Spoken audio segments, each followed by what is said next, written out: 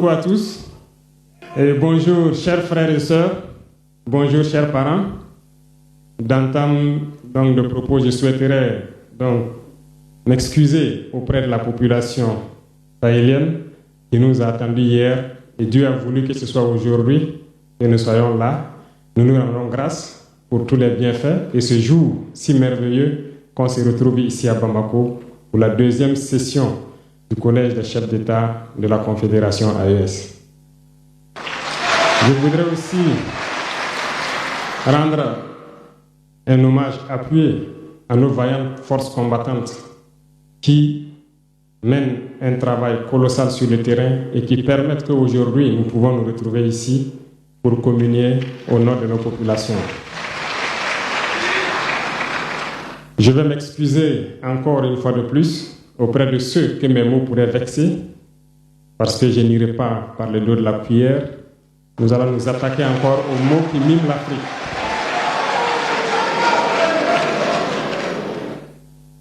Vous avez certainement tous déjà entendu parler du printemps arabe. Ce phénomène qui a bouleversé la géopolitique du monde arabe, en commençant par le Maghreb, en Afrique et jusqu'en Asie, qui s'est manifesté avec des conséquences souvent désastreuses, des morts et des divisions par endroits, et des bouleversements politiques sans précédent dans d'autres endroits. Et je pense que tous les Africains devraient comprendre qu'est-ce que c'est que ce phénomène, d'où il vient, et qu'est-ce qu'il faut faire pour se prémunir d'un tel phénomène. Malheureusement, nous sommes au regret de constater que certains Africains ne se réveillent pas. Et ce que je vais dire n'est que ma pensée à moi, mon analyse, c'est qu'il y a quelque chose qui vient sur l'Afrique de l'Ouest, que j'ai appelé l'hiver noir.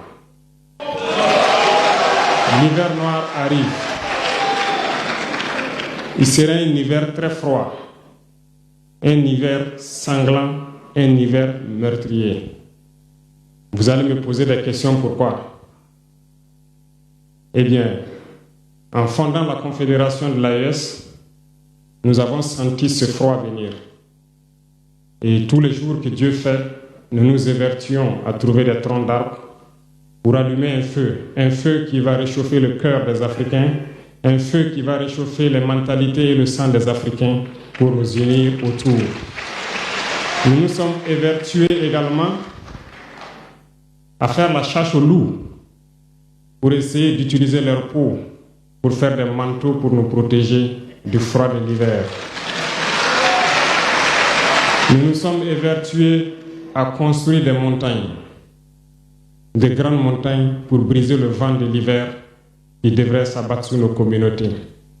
Malheureusement, force est de constater que certains Noirs sont là tous les jours à arroser nos troncs d'arbres d'eau fraîche pour qu'ils ne puissent pas brûler. Ils se transforment en loups ou font en sorte que nous, chasseurs de loups, nous ne puissions pas surprendre le loup. Lorsque nous voulons construire nos montagnes, ils brisent les cailloux pour que nous ne puissions pas arriver. Pourtant, l'hiver arrive.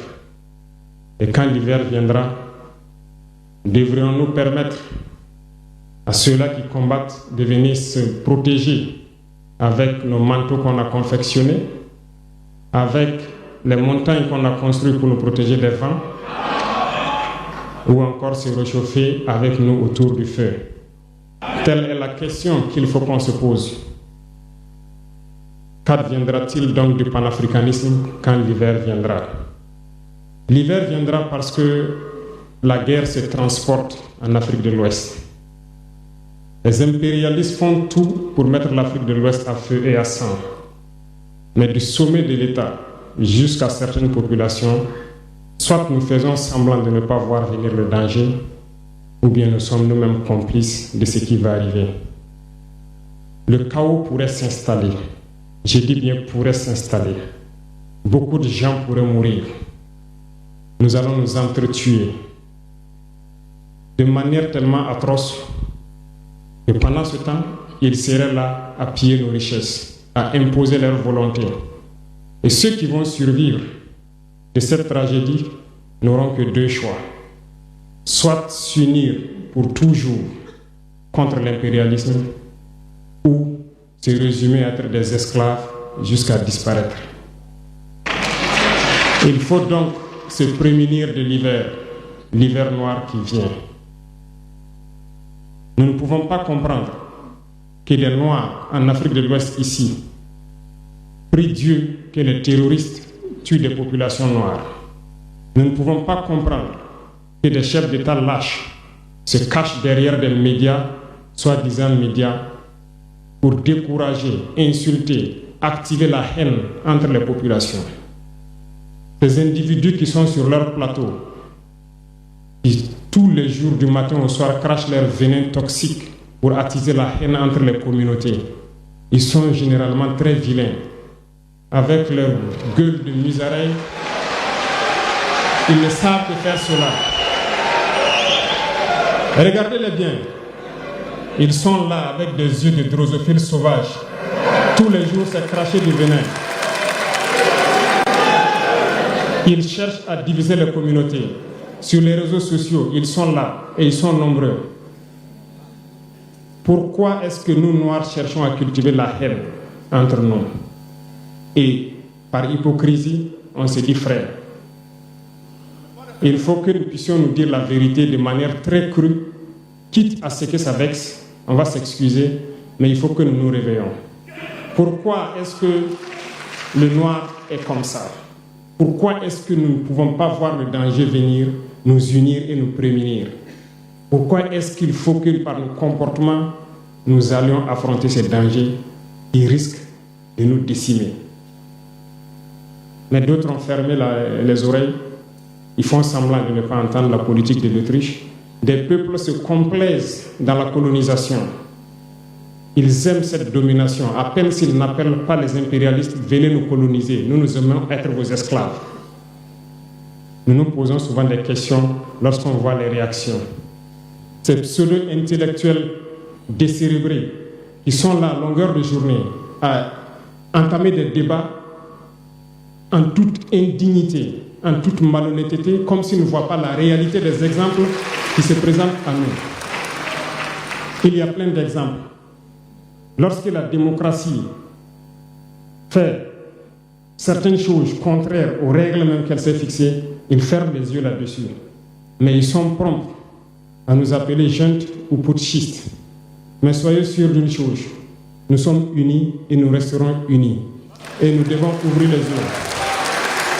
L'AES va évoluer. Tout n'est pas forcément rose. Tout ne peut pas aller au rythme que nous souhaitons. Mais nous avançons sereinement et nous allons arriver à notre objectif. Et quand viendra l'hiver, si il faille que nous passions par l'hiver pour être libres, pour être unis, nous prions Dieu qu'il en soit ainsi et qu'il protège nos populations. Sinon, une chose est sûre, l'AES vaincra, l'AES grandira. Restez sereins parce que nous avons confiance en nos populations. Nous avons confiance en vous, que vous compreniez qu'aucune manipulation ne peut aujourd'hui nous diviser entre nous. Aucune manipulation ne peut nous amener à haïr d'autres personnes. Aucune manipulation ne doit nous amener à riposter d'une manière violente, physique, face à ces individus qui n'ont absolument rien compris. Restez sereins, ne ripostez pas physiquement, nous riposterons par la communication jusqu'à ce qu'ils changent eux-mêmes de mode d'action et nous allons aussi riposter en fonction du mode d'action. Restez sereins, Dieu protégera l'AES.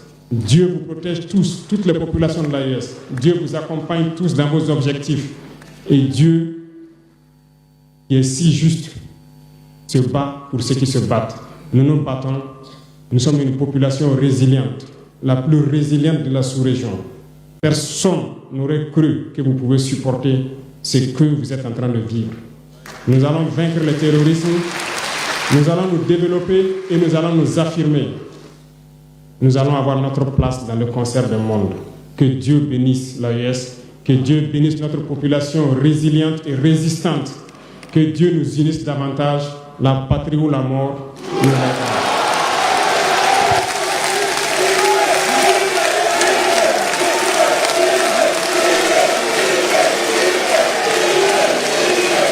Merci.